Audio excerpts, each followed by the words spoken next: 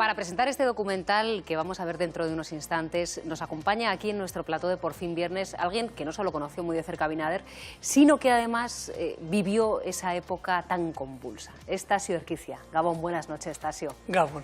Bueno, en el documental vamos a escuchar cómo dices que cuando la extrema derecha y también los GAL operaban en Euskadi, lo que buscaban era matar el nervio político de esta sociedad. ¿En concreto a qué te refieres? Sí, es que yo entiendo que la transición, que a mi entender ha sido un fraude al pueblo, fue un pacto entre élites de algunos partidos con los poderes fácticos, económicos, militares, policiales, etc.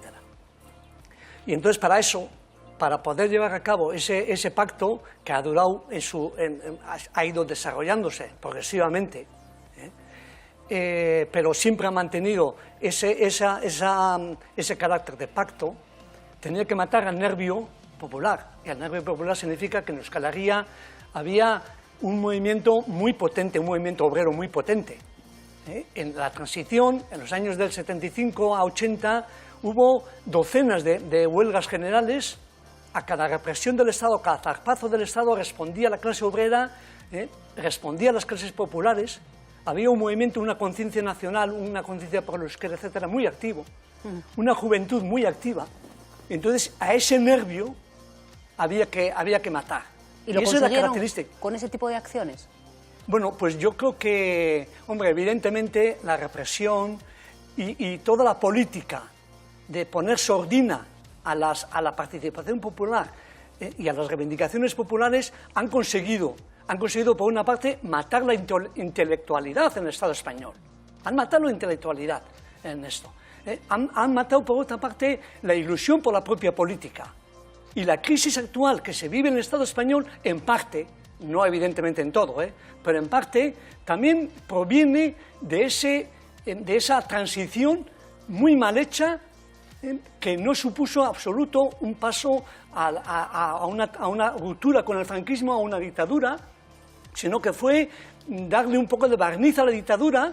Y precisamente Abinader fue un periodista valiente que criticó y demostró con datos de cómo la propia policía que existió en tiempo de Franco sigue existiendo después de aprobar la Constitución, o que el ejército golpista es el garante de esa nueva Constitución.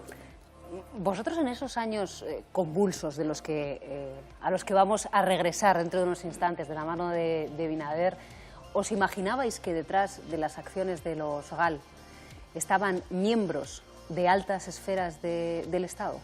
Sí. ¿En ese momento ya lo sabíais? Sí. Hay muchas ruedas de prensa, muchas, en las que nosotros hemos denunciado que eso era terrorismo de Estado, que eran asesinatos de Estado, que eran actuaciones del Estado. Incluso nosotros hemos mencionado directamente el nombre de Felipe González como el gran responsable de toda esa guerra sucia. En el documental, Tasio, vamos a escuchar una declaración pública de Felipe González, es decir, una intervención suya en una rueda de prensa, públicamente, insisto, en la que dice que al Estado se le defiende desde los salones y desde las cloacas. Escuchando ese tipo de declaraciones en esos años tan convulsos, ¿uno puede pensar que todo lo que estaba sucediendo iba a quedar impune? Bueno, evidentemente ellos tenían la sensación de que lo mismo que el franquismo había quedado impune, no se había juzgado ninguna salvajada del tiempo de la dictadura, de los 40 años, pues ellos estaban convencidos de que en el futuro también iba a suceder lo mismo. Y precisamente, vuelvo a decir, la situación actual tiene mucho de consecuencia de toda esa situación, de todo ese montaje por las élites, de acuerdos falsos que han ido metiendo, engañando al pueblo o convenciéndole al pueblo. La gran razón que se ha utilizado de cara al pueblo ha sido que no se podía dar más pasos, pero que progresivamente ese sistema se iba a democratizar. ¿Y qué ha sucedido? Que en lugar de democratizar se ha ido extendiendo la sociología franquista. Cuando Abinader publica toda la investigación, todas las investigaciones, incluso las que usaba infiltrados aquí en Euskadi. ¿Cómo recibe el pueblo lo que está publicando Binader? Porque quiero decir, una cosa es que uno pueda sospecharlo o pueda intuirlo y otra cosa es que lo vea en la primera página de Interview, en este caso, que es para quien trabajaba Binader. Bueno, en Euskal Herria había muchas denuncias en ese sentido, ¿eh? Y Binader... Pero una investigación, quiero decir, en un periódico o en una revista patente y documentada... hizo una gran aportación, porque, en dos sentidos.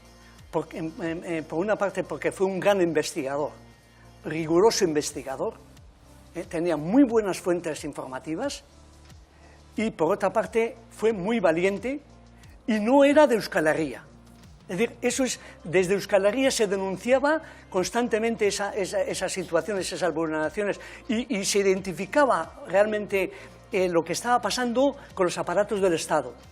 Pero eso no tenía el mismo valor que un periodista que planteó desde Cataluña, con un método muy riguroso, y además en un medio como Interview, que no era ni Egi, ni Punta y Hora, ni otros medios de Euskal Herria, que sí aparecían esas denuncias, pero evidentemente hubo una gran aportación por parte de Binader en todo ese sentido.